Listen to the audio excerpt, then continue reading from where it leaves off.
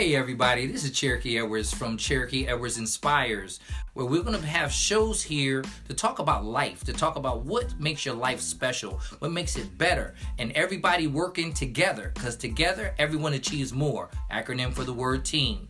Stay tuned and let's get it on. Hey everybody, welcome to another edition of the Cherokee Edwards Inspires.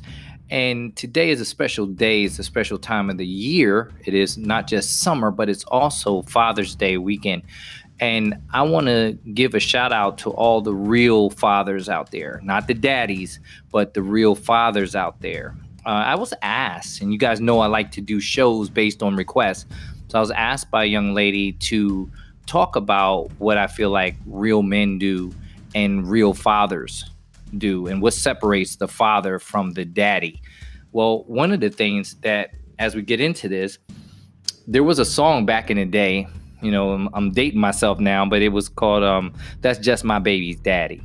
And that song played so much that it actually became an insult to especially the urban community. When you start hearing people say, that's my baby daddy, it just sounds terrible, and it doesn't have a good meaning for us either.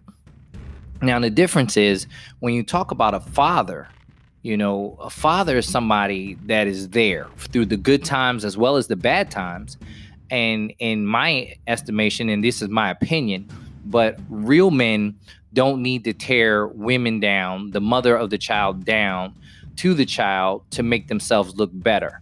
So guys, if you're out there and you're listening to me, I come from a environment where I was raised by just one parent at a time. I did spend time with both my parents, individually, but my mother, she was the one who really set the tone for how I was going to treat women and people in general alike. My father, he played a very valuable role in making sure that I was well educated, making sure that I had incredible math skills. I could count my own money before I went to school. I was reading newspapers, and there was a lot of things that my dad wanted to make sure that I did. Even though he and my mother, they separated when I was 2 years old, and they were never actually married. So that's one of those things. I'm the youngest of 4 children, and it's just something that in certain communities we just feel like is the norm. Well, this is something that I've always wanted to set a tone for. It's easy for a male and a female to lay down and make a child, produce a child. That's not where true talent comes in. Actually, it's happening way too often. The average household now is 4, when just merely 20 years ago it was only 3. And it was actually 2 adults and a child, and then they started to have make sure they had 2 children. So now the numbers of children is 4. So it's a household of 6 usually. And in certain areas, as usual, the female is left being everything for those children. So I wanted to make sure that I got on here and let you know that this is what happens when we decide that we want to be a daddy rather than a father. Now, all of a sudden, there's a group of children that will come out here and they don't know the difference. They don't want to hear bad things said about their mother or bad things said about their father. They just want love, And that's one of the things that I wanted to make sure happened for these young kids out here, especially the ones that I work with. This is just something that does happen.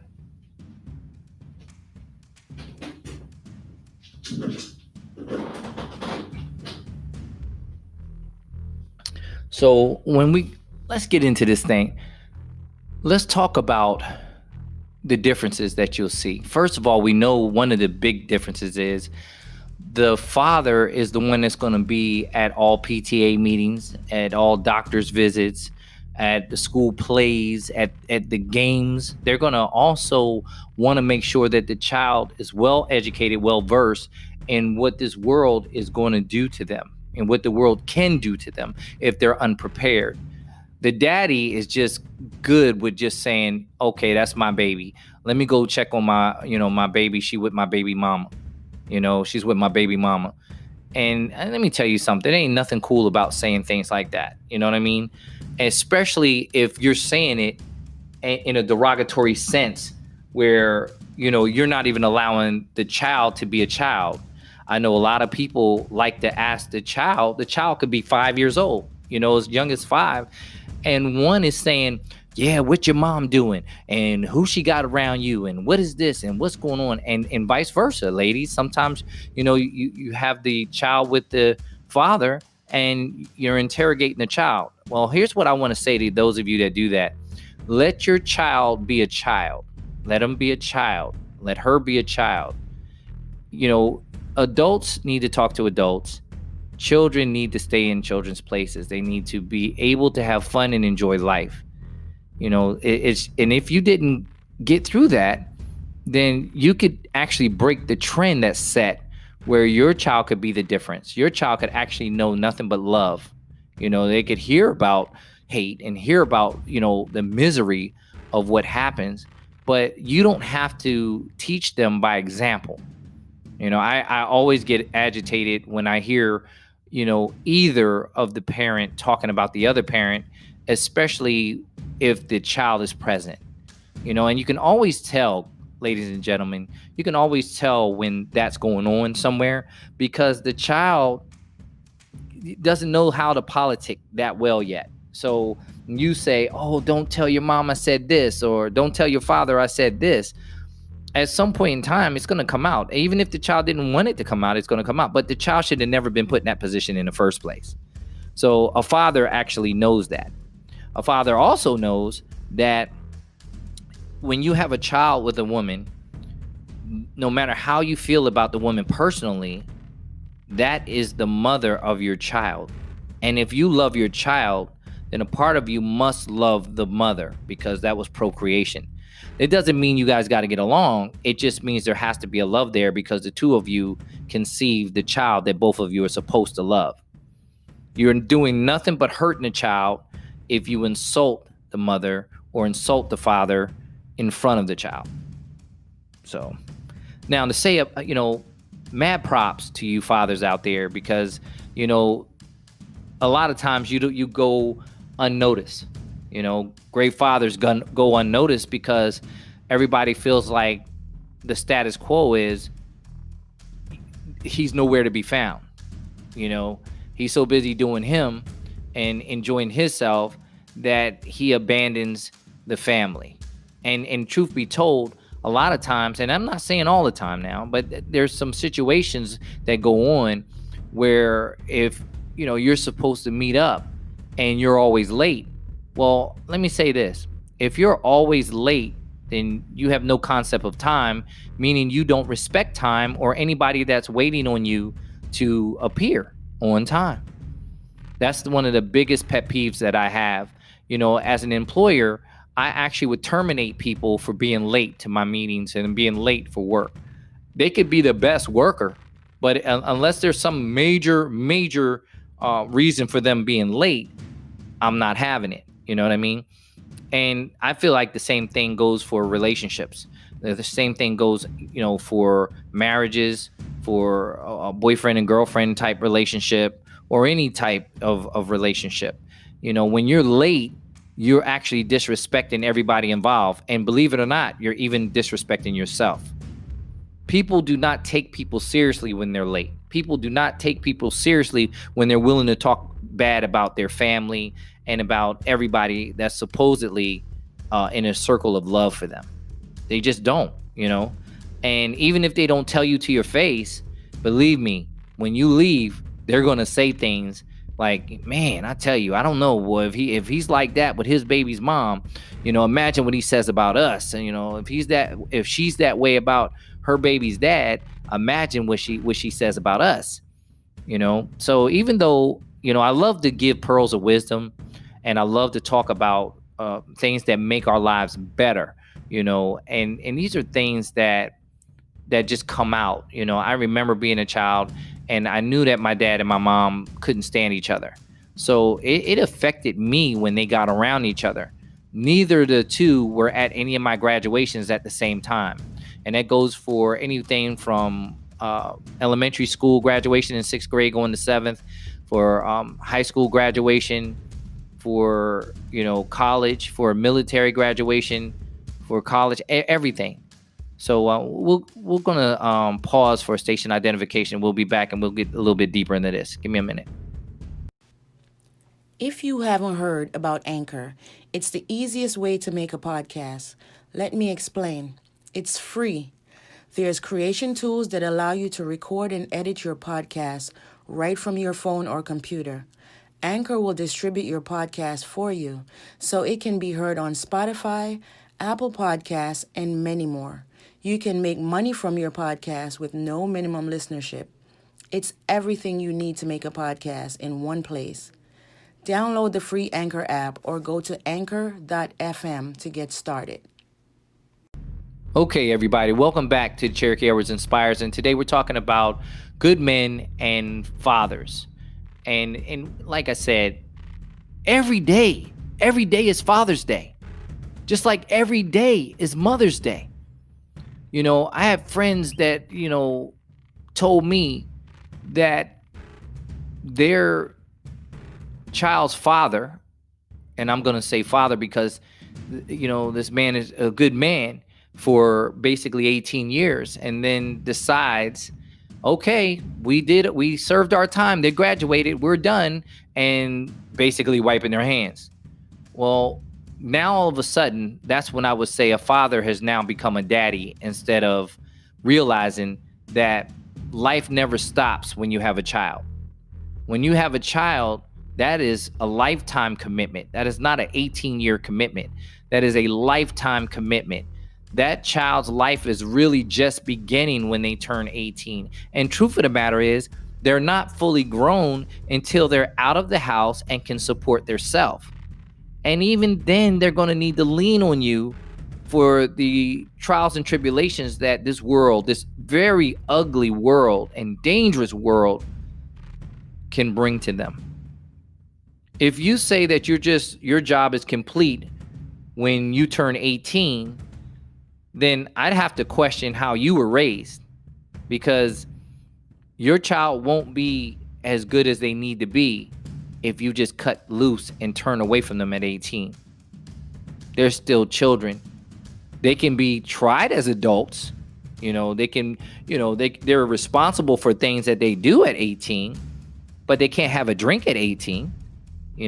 They can't get into most clubs at 18. You see, there's a lot of things that happen at 18 where they may think they're grown, and they really need you to keep them in their place, to keep them where they can understand there's a lot of things out here that can hurt them that they don't see yet. So if the relationship wasn't a law sentence, I just feel like, and because I mentor so many young adults, and they're roughly 18 years old, they're anything from as young as 5 to as grown people in their 30s, I still mentor, and 40s. So here's the deal. You never stop being a parent. As long as you draw breath, you have a responsibility to your children. My mother died at 62 years old. I was 28. And she never stopped being my mother. She never stopped being my queen. She used to always tell me, I'm a grown man. I would drive from Philadelphia back to VA where I live now. And she would always say, baby, I'm worried about you. Just make sure you call me when you get home. I said, Mom, don't worry about me. I'm a grown man. I got this. I have fought for the country. I'm military strong, all this stuff. And she said, baby, I'm going to worry about you until I go to glory. See, that's a queen. That's a mother. And fathers, we got to be the same way. If you're going to be a father completely. You shouldn't even be looking at the calendar and looking at the time, because you're always going to be a father. Now, if you're going to be a daddy, then it's just playtime and then we're done. They don't make a song, that's just my baby's father. they say that's just my baby's daddy. You know, it can't always be about fun. You have to teach the children about life. You can't buy your kids, guys. You cannot buy your kids. I've seen parents constantly buying their child something and taking them places and, you know, trying to make the other one look bad. And let me tell you something. At some point in time, that child gets to understand and rationalize, okay, daddy, you had this money to do this for me and do this and do that. And you never once looked after my mom. I can assure you, as being a child like that, that's going to come up one day. And you're going to wish you could have this time back. If you're doing this now, you are going to wish you had that time back to set it straight. But it's going to be too late at that time. And once that child realizes all you really did for them is buy them, and you didn't spend high quality time with them, you didn't read books with them, you didn't study with them, you didn't do things with them, you're a daddy. And their life is going to be a little short of enjoyment and to be completely fulfilled.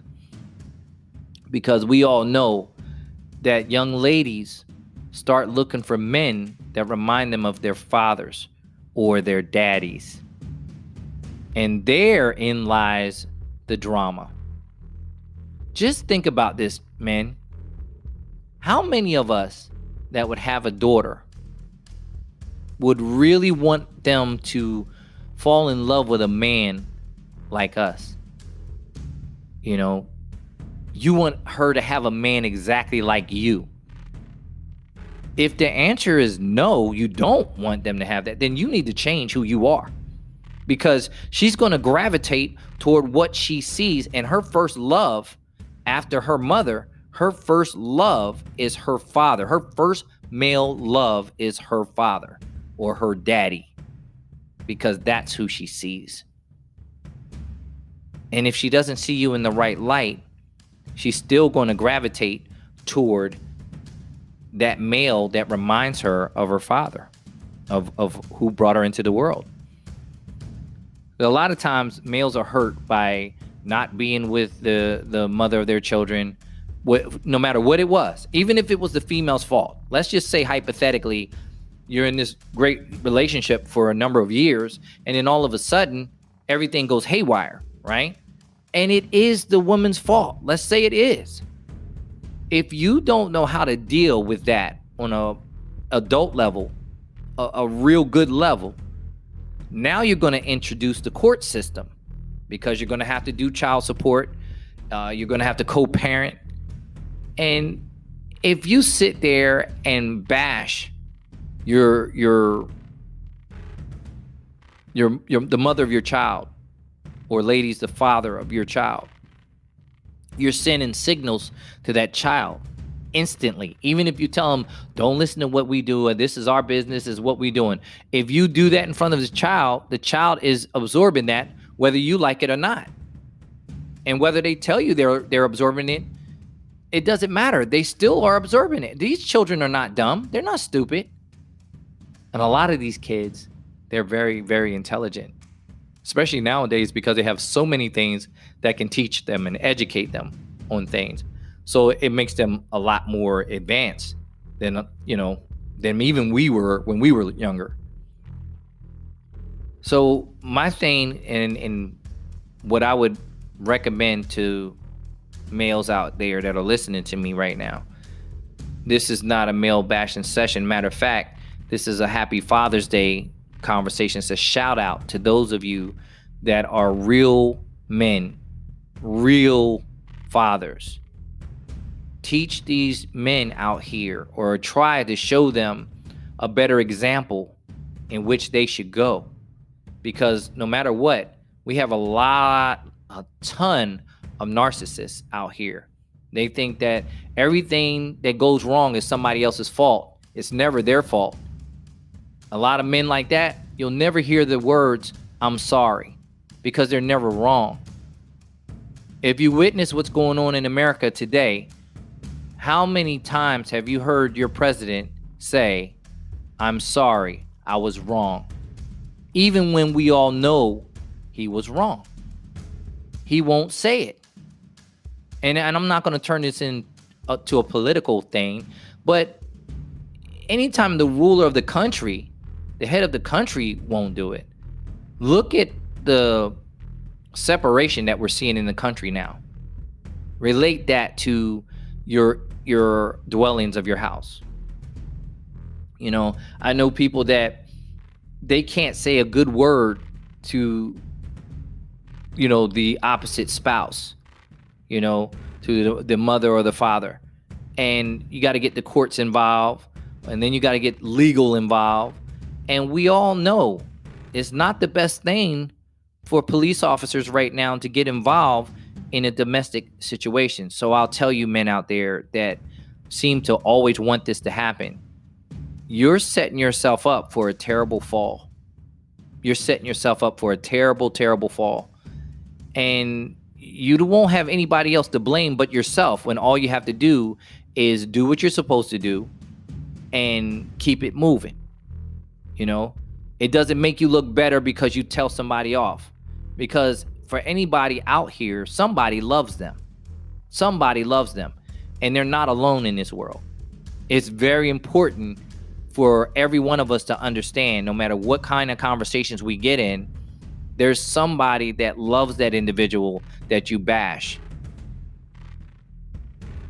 So to the fathers that are doing a wonderful job, keep it up. Keep doing it. I'm going to tell you some things that I teach my team. And one of them is a thought of the day. I want you to be careful of your thoughts, for your thoughts become your words. Be careful of your words, for your words become your action. Be careful of your actions, for your actions become your habits. Be careful of your habits, for your habits become your character. And be careful of your character, for your character becomes your destiny. See, once that happens, you start saying all negative things, all ugly words, it doesn't make you look good. Even the people you think would think that it does look good, they don't like it, because they know one day their time is coming for you to lash out at them like that. You know, it doesn't make you look any better. There's something else I grew up with, and it changed my whole life to being, to making it as beautiful as it can be. And one of those things is, great minds discuss ideas. Average minds discuss events. And small minds discuss people. I'm going to say that again. Great minds discuss ideas. Average minds discuss events. And small minds discuss people. So if you're always discussing people, you need to check up from the neck up. You need to find something else to discuss, because you thinking small does not help you contribute to society. It doesn't help you be a better father. It doesn't help you be a better man. But fathers, there's something that I have to make sure you know. I'm not talking to the daddies now. Now I'm talking to the fathers. Fathers, the world needs you to stand up and take your place. See, you are the true leaders. You are the true head of the household. You are the reason that even the daddies exist, whether they like it or not. Mothers, always a special situation, But men, we got to give these women a reason to treat us like a man. We got to act like men. And we can't always make it their fault. Even if it's not something that you like, when you co-parenting, be as one. If one of you have a bedtime for the child, I believe both should have it. If one of you is saying, hey, you can't play until your homework is done, I believe that should happen at both homes. Because here's what happens when it's not that way. One of you has to be a disciplinarian, and the other one is no more than a friend. And guess what, guys? The kids of today have enough friends. You don't need to be one of them. You need to be their parent. They need you to be their parent way more than they need you to be their friend. They got enough friends. See, what happens when you're a friend, we all know what we could do to friends when they get on our nerves. We hang up the phone on them. We could tell them to shut up, and maybe not in the nicest words. We can lash out at them. We can call them all kind of names. We can talk back to them. Those are our friends. We can act up with them. We should never even think twice about doing that to a parent. A parent should be in a royalty situation. And if that's not the case, then we're already losing. We're already setting up our kids for failure. If you have a curfew, if you have rules and regulations set up for your children, they go to follow them throughout life. I came up from a rough city of North Philadelphia, and I've never had to deal with the police on such a terrible way because I know how to talk to them. Now, that doesn't mean that all cops that have pulled me over or profiled me, that doesn't mean that they like me as an individual. But if they give me the opportunity to talk to them, I want them to respect me. And respect can grow to like. But one thing for sure, if somebody doesn't respect you, they might as well not like you because it doesn't help you. But respect is something that's earned. It's not given. People don't like to see, mothers mistreated or fathers mistreated, especially when they're real with it. You can't lie your way out of that. Time shows everything and reveals all. So you could tell somebody that you were the best father and the best husband and the best this and the best that, and then every time someone sees your daughter or your son or the mother of your child, they're fighting for their lives. They look, so everything you said is polar opposite. Direct opposite of what you say. It's just like the saying says, actions speak louder than words ever could. So be a father to your child.